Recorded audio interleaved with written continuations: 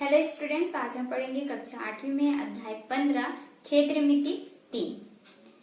पिछले वीडियो में हमने पढ़ा था अध्याय 14 क्षेत्रमिति फर्स्ट, जिसमें हमने क्षेत्रफल के बारे में पढ़ा था। आज हम पढ़ेंगे आयतन के बारे में। इस अध्याय में हम पढ़ने वाले हैं बेलन का आयतन हम किस प्रकार से ज्ञात कर सकते हैं, बेलन का पृष्ठीय क्षेत्रफल किस प्रकार से ज्ञात कर सकते हैं, और साथ ही बेलन के संपूर्ण पृष्ठ का क्षेत्रफल किस प्रकार ज्ञात कर सकते हैं। तो चलिए सबसे पहले हम स्टार्ट करते हैं प्रश्नावली 15.1, जिसमें हमको ज्ञात करना है बेलन का आयतन। तो जान लेते हैं बेलन का आयतन हम किस प्रकार से ज्ञात करेंगे। तो बेलन आपने देखा होगा, बेलन कैसे आकार में होता है, इस प्रकार से लंबा रहता है और इस प्रकार से वृत्ताकार बना होता है। ठीक है, या तो आप एक बोल सकते हो कि एक पाइप है। ठीक है, इसको आप इस तरह से भी बना सकते हो। तो आपको दिख रहा होगा एक पाइप की जगह जैसे दिख रहा होगा। ठीक है, कि एक पाइप है कि इस जगह से स्टार्ट हो रही है और इस जगह पर निकल रही है। ठीक है, तो ये हमारा होता है बेलन। तो इस प्रकार से आप बेलन देख रहे होगे। तो बेलन में ये जो इसका आधार है, ठीक है, क्योंकि इसके बिना ये नहीं बनेगा। ठीक है, जब तक ये आधार आप बनाओगे नहीं तो बेलन नहीं बनेगा। ठीक है, ये दो उसके आधार हैं। इस आधार को ही जब आप मिलाओगे तो इस प्रकार से बेलन की रचना होती है। ठीक है, हमने बेलन की रचना पढ़ा हुआ है अध्याय 16 में, है ना, आकृतियां, जिसमें हमने पढ़ा था बेलन किस प्रकार से हम बना सकते हैं। तो इस प्रकार से हमने बेलन की रचना की हुई थी, जिसमें हमने पढ़ा था कि ये वृत्त का आधार है और वृत्त का जो आधार होता है वो वृत्ताकार होता है। ठीक है, तो इसमें देखो वृत्त का आधार है, वृत्ताकार है, तो इसमें केंद्र होगा तो उसकी त्रिज्या होगी r। ठीक है, इस प्रकार से और इस प्रकार से रहता है। और यहाँ पर ये जो लंबाई है इसकी, ये उसकी ऊंचाई है ना, ये क्या है, उसकी ऊंचाई है।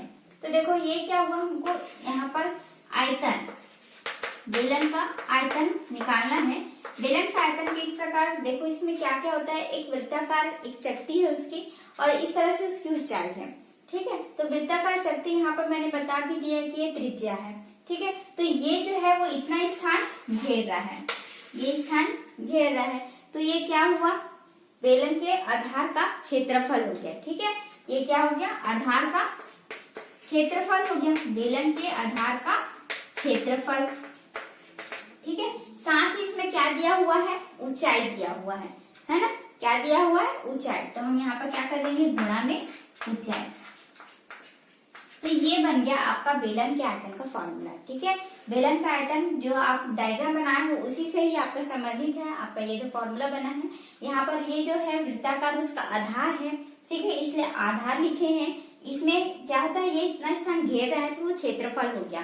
तो क्षेत्रफल हो गया, इसलिए हमने क्या लिखा है कि जो बेलन का आधार है उसका क्षेत्रफल है, और साथ ही इसमें ऊंचाई दिया हुआ है, इसलिए हम गुणा में ऊंचाई लिख रहे हैं। ठीक है, तो ये आधार जो है वो वृत्त है, तो हम वृत्त का ही क्षेत्रफल लगाएंगे और किसी का क्षेत्रफल नहीं लगा सकते। ठीक है, यदि ये चौकोर होता तो हम क्या कर सकते, चतुर्भुज का जो भी हमारा चतुर्भुज है, जैसे समांतर चतुर्भुज है, समचतुर्भुज है, उसका हम क्षेत्रफल लगाते हैं। लेकिन ये क्या है, एक वृत्ताकार है, तो हमको वृत्त का ही क्षेत्रफल का ही सूत्र लगाना पड़ेगा। तो वृत्त का क्षेत्रफल का सूत्र क्या होता है हमारा, पाई आर स्क्वायर। इस तरह से होता है। मैंने यहाँ पर बता भी दिया कि यहाँ पर त्रिज्या बनी हुई, क्योंकि ये वृत्ताकार चक्की है। तो ये क्या हो गया, पाई आर स्क्वायर हो गया, और साथ ही हमारा क्या दिया, ऊंचाई। ऊंचाई को हम क्या से डिनोट करते हैं, एच से। तो ये हमारा फॉर्मूला बन गया बेलन के आयतन का।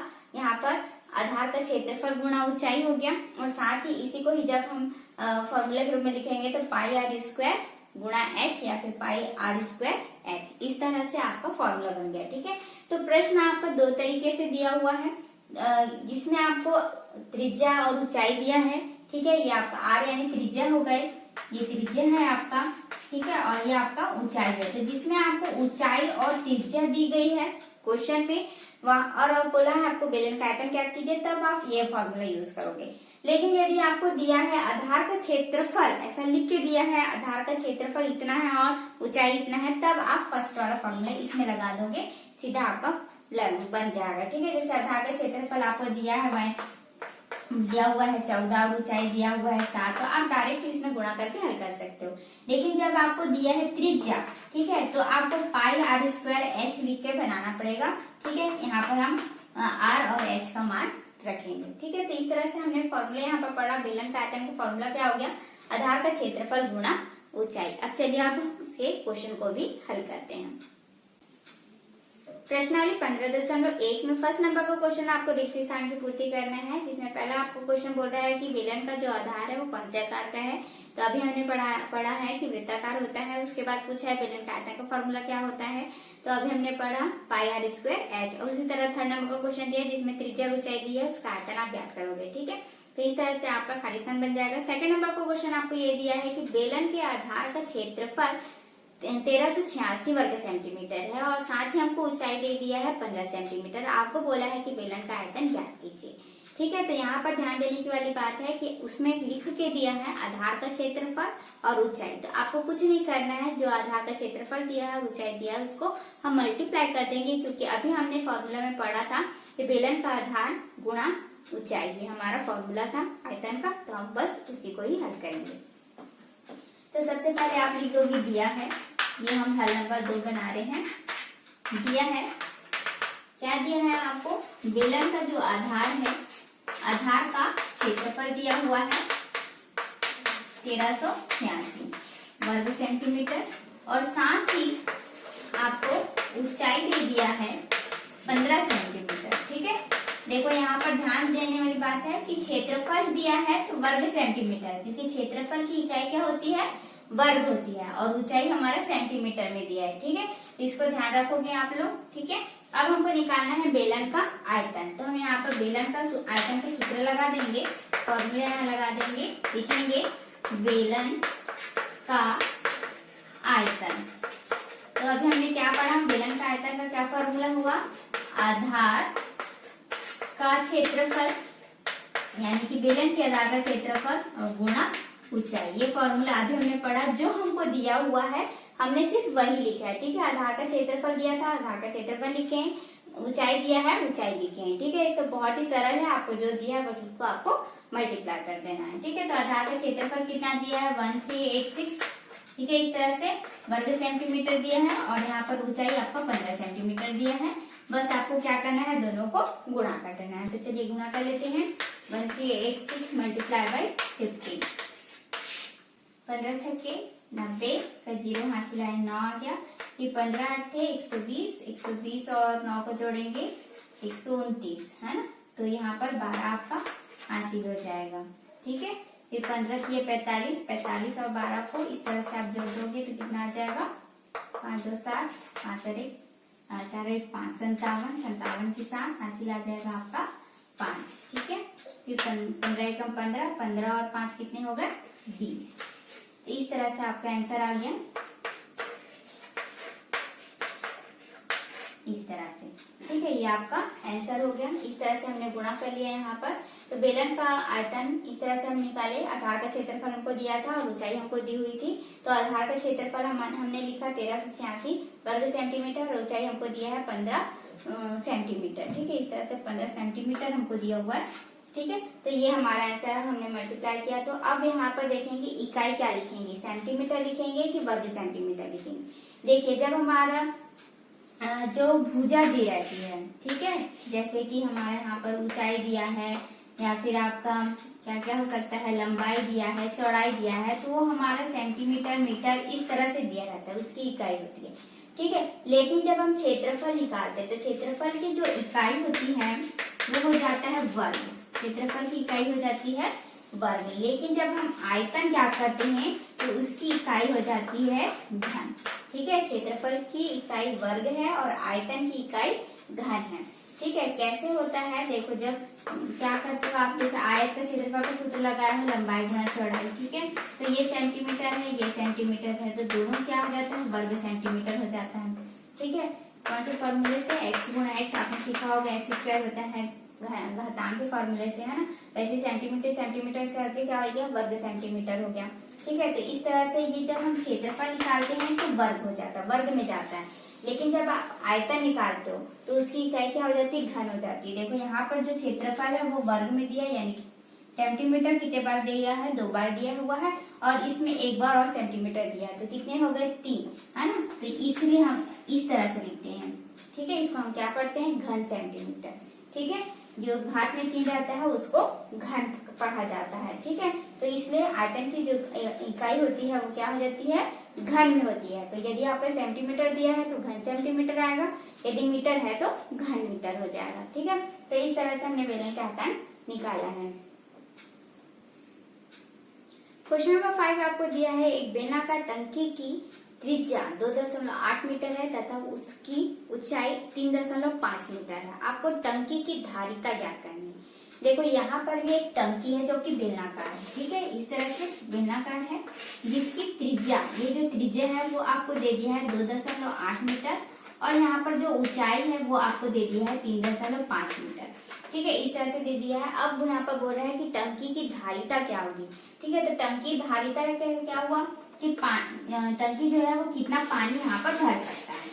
ठीक है, यही हुआ ना। तो आयतन क्या होता है, आयतन भी वही होता है कि जैसे कि कोई बर्तन है वो कितना पानी रख सकता है अपने अंदर, है ना, वो उसकी धारिता हुई। ठीक है, कितना वो ग्रहण कर सकता है, कितना वो धारण कर सकता है। ठीक है, तो यहाँ पर भी वही हुआ, आयतन मतलब वही हुआ, धारिता यानी ही आयतन है। ठीक है, तो आपको टंकी की धारिता यदि पूछ रहा है यानी कि वो कितना धारण कर सकता है, उसमें कितना पानी आ सकता है, उसका आयतन क्या हो सकता है। ठीक है, तो यही हमको ज्ञात करना है। यहाँ पर आपको कंफ्यूज नहीं होना है कि टंकी की धारिता बोल रही है यानी कि आपको क्या ज्ञात करना है। तो टंकी की धारिता यानी ही आपका क्या हुआ, आयतन हुआ। ठीक है, तो यहाँ पर हम बेलन, क्योंकि ये बेलनाकार है, बेलनाकार टंकी बोल रहा है, तो बेलन के आयतन का ही फॉर्मूला लगाएंगे। ठीक है, लेकिन जब हम लिखेंगे तो वहां पर टंकी की धारिता इस तरह से लिखेंगे। ठीक है, तो इससे आपका जो क्वेश्चन पूछ रहा है कि टंकी की धारिता क्या होगी वो आपको पता चल जाएगा और साथ ही आपका जो बेलन का फॉर्मूला है वो भी, उससे आपका आंसर आ जाएगा। ठीक है, तो यहाँ पर आपको बस यही ध्यान देना है कि जब भी आपको क्वेश्चन में पूछ रहा है धारिता लिख के आ रहा है, ठीक है, टंकी की धारिता क्या होगी, तो इस धारिता का मतलब ही क्या होता है, धारण करना, यानी कि क्या होता है, आयतन। ठीक, तो आपको बेलन के आयतन का ही फॉर्मूला लगाना है क्योंकि जो टंकी है वो बेलनाकार है। ठीक है, तो जैसे अभी मैंने हल करके दिखाया आपको कि त्रिज्या क्या, त्रिज्या दिया हुआ है, ऊंचाई दिया हुआ है, आपको सिर्फ फॉर्मूला पुट करना है और मान ज्ञात कर लेना है। ठीक है, तो लेकिन वहां पर जब हम लिखते हैं फॉर्मूला बेलन का आयतन बराबर पाई आर स्क्वायर एस, तो ये फॉर्मूला तो आप लिखोगे, लेकिन यहाँ पर बेलन का आयतन ना लिखे आपको क्या लिखना है, टंकी की धारिता, इस तरह से लिखना है। फॉर्मूला आपका सेम रहेगा पाई आर स्क्वायर एस। आप सेम पूरा वैसे ही हल करोगे, पाई की जगह 22/7 रखोगे। त्रिज्या आपको 2.8 मीटर दिया है, तो इस तरह से हाथ में 2 हो जाएगा। ऊंचाई आपका 3.5 मीटर दिया।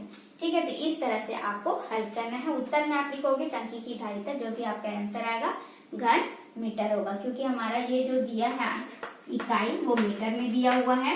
ठीक है, इस तरह से तो मीटर ही आएगा आपका आंसर, जो भी आएगा वो मीटर में आएगा, लेकिन हम धारिता ज्ञात कर रहे हैं, आयतन ज्ञात कर रहे हैं, इसलिए घन मीटर होगा। ठीक है, इस तरह से तो आपको इसको पूरा हल करना है। ठीक है, अब हम पढ़ते हैं क्वेश्चन नंबर 6। क्वेश्चन नंबर 6 हमको बोल रहा है 1.4 सेंटीमीटर व्यास वाली और 90 सेंटीमीटर लंबी लोहे की छड़ बनाने के लिए हमें कितने लोहे की आवश्यकता पड़ेगी। ठीक है, तो यहाँ पर ध्यान देना है कि आपको 1.4 सेंटीमीटर व्यास बोला है, जैसे कि वहां पर मैंने क्वेश्चन नंबर 2 में आपको बता दिया था कि व्यास को हमको किसमें बताना है, त्रिज्या में। तो यहाँ उसी से ही रिलेटेड हमारा क्वेश्चन यहाँ पर दिया हुआ है, तो यहाँ पर मैं आपको सॉल्व करके दिखाऊंगी। ठीक है, तो यहाँ पर हमको बोला है व्यास, व्यास हमको दिया है 1.4 सेंटीमीटर व्यास वाली। ठीक है, और यहाँ पर बोल रहा है तथा 90 सेंटीमीटर लंबी, लंबी यानी क्या होगी, उसकी ऊंचाई हो गई, है ना। तो यहाँ पर व्यास और ऊंचाई हमको दिया है। ठीक है, तो इसमें बोल रहा है कि यदि हमको ठोस छड़ बनाना है, तो छड़ आपने देखा होगा, लोहे की छड़ कुछ इस तरह से होती है। ठीक है, इस तरह से, तो ये देखिए कौन सा दिख रहा है आपको, इस तरह से लोहे की छड़ होती है ना, इस तरह से ऐसे बना रहता है। ठीक है, तो ये क्या हुआ, एक पाइप की जैसे ही दिखता है ना, एक लंबी छड़ होती है लंबी सी, तो वो बेलन के आकार का ही होता है। तो यहाँ पर भी हमको बेलन को ही ध्यान में रखना है। ठीक है, ये जो छड़ है वो बेलन के आकार में ही होती है, तो यहाँ पर भी हमको बेलन के आयतन का ही फॉर्मूला लगाना है कि कितने लोहे की आवश्यकता होगी पूछ रहा है, तो यहाँ पर भी हम बेलन के आयतन का ही फॉर्मूला लगाएंगे। इससे हमको समझ में आ जाएगा कि कितने लोहे की आवश्यकता हमको पड़ेगी। ठीक है, तो ये हो गया। तो सबसे पहले तो फॉर्मूला में हमारा आता है त्रिज्या, तो त्रिज्या निकाल लेंगे यहाँ से। चूंकि त्रिज्या ये हमारा दिया है, मैं आएगा ठीक है, ये दिया है हमें 2 लाइन हो गया। फिर चूकी करके लिखेंगे क्योंकि त्रिज्या बराबर क्या होता है व्यास बटे 2। इस तरह से तो व्यास हमारा 1.4 सेंटीमीटर है डिवाइड 2। ठीक है, तो इसका यदि आप आधा करोगे तो कितना आ जाएगा 0.7 सेंटीमीटर। इस तरह से आपका आ जाएगा। तो त्रिज्या आपका आ गया 0.7 सेंटीमीटर और ऊंचाई तो आपको 90 सेंटीमीटर दिया हुआ है। ठीक है, अब हम लगा देंगे बेलन के आयतन का फॉर्मूला। तो अभी हमने देखा कि त्रिज्या जो आई हुई थी हमारी 0.7 सेंटीमीटर है और हमारा जो ऊंचाई हमको दिया हुआ है वो आ गया है 90 सेंटीमीटर, ये हमको दिया हुआ था। तो हम यहाँ पर सीधा बेलन का आयतन निकाल देंगे। बेलन का आयतन बराबर पाई आर स्क्वायर एच, ये हमारा फॉर्मूला हो गया। ठीक है,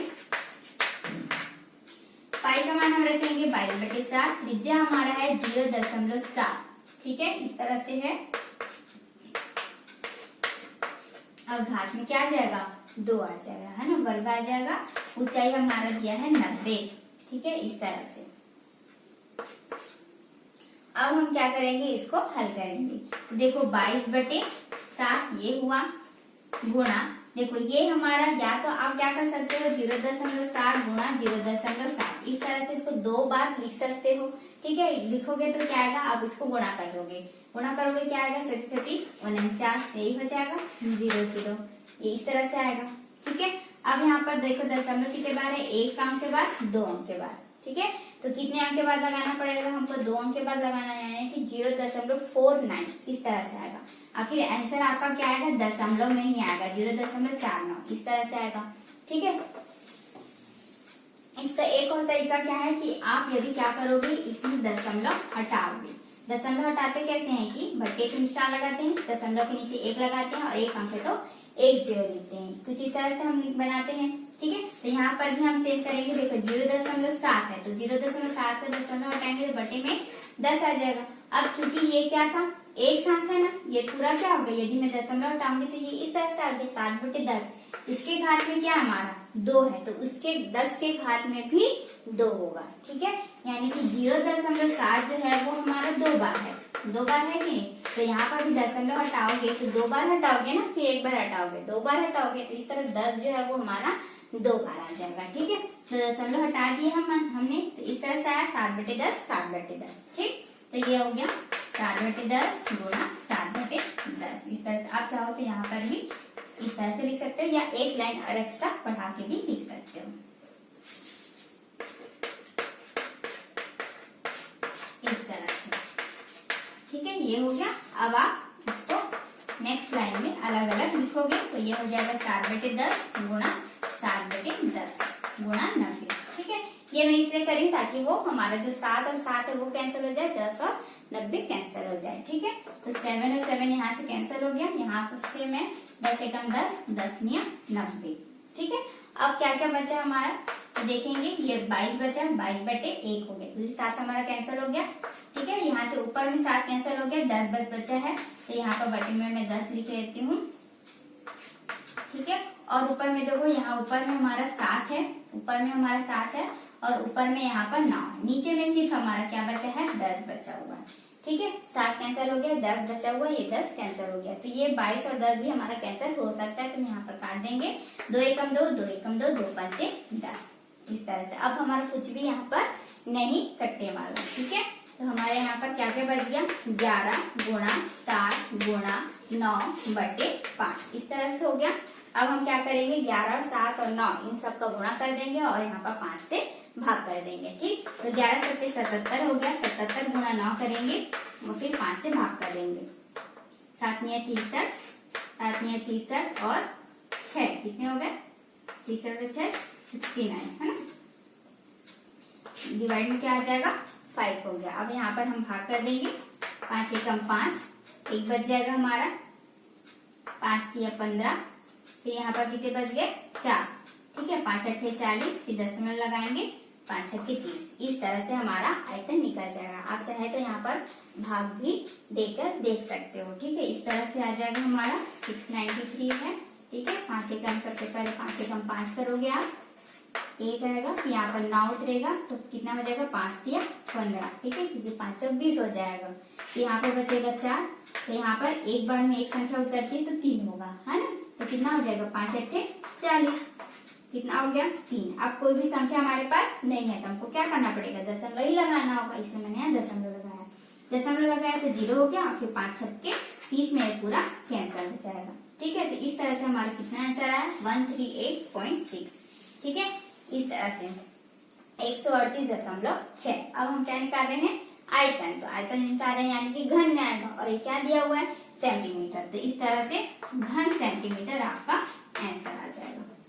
ठीक है, तो इस तरह से आपका जो भी क्वेश्चन बोला है आपको सिर्फ ध्यान देना है कि यदि आपको लोहा बोल रहा है तो लोहा जो है वो भी बेलनाकार में बनेगा, और यदि आपको टंकी बोल रहा है तो वो भी बेलनाकार में बोल रहा है। ठीक है, बस आपको यही याद रखना है कि हमारा फॉर्मूला में जो होता है वो त्रिज्या होती है। तो यदि आपको व्यास बोल रहा है तो व्यास को सबसे पहले त्रिज्या में बदलना होगा, उसके बाद ही फॉर्मूले में आप मान रख सकते हो।